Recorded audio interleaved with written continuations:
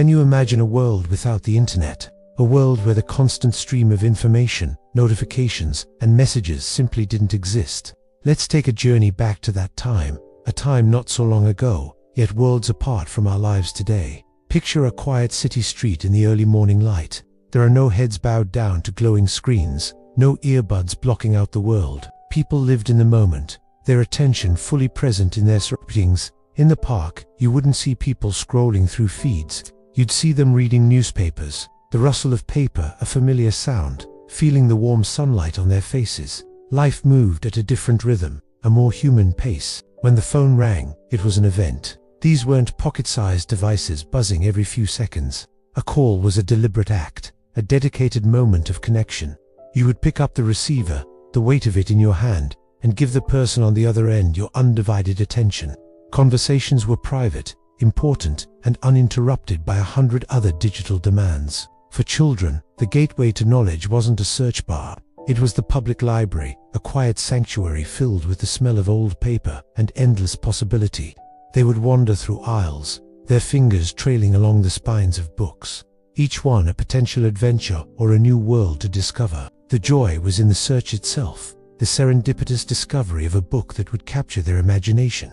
Memories weren't stored in the cloud. They were kept in heavy photo albums. Each photograph was precious, a physical object you could hold. Families would gather, flipping through the plastic-covered pages, and each picture would spark a story. You could see the faded colors, feel the texture of the print, and relive the moment in a way a digital image rarely allows. These albums were tangible timelines of our lives. News of the world didn't arrive instantly through push notifications. It came through the morning newspaper delivered to your doorstep, or the crackle of a radio broadcast in the evening. Families would gather around, listening intently or discussing the day's headlines over dinner.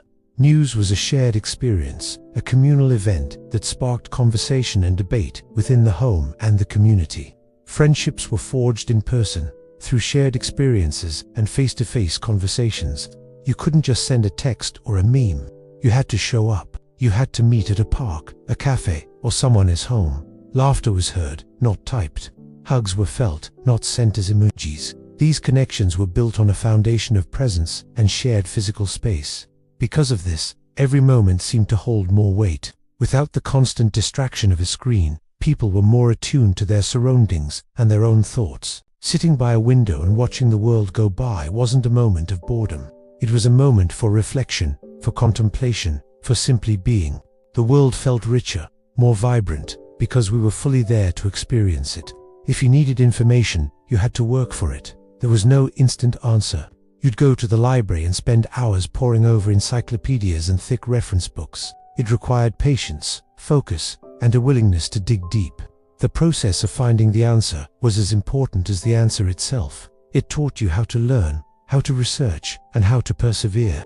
Communication across distances was an exercise in patience. You'd write a letter, pouring your thoughts onto paper, seal it in an envelope, and send it on its way. Then you would wait. Days, sometimes weeks, would pass before a reply arrived. The anticipation was part of the experience. Holding a letter from a loved one, seeing their handwriting, was a deeply personal and cherished connection.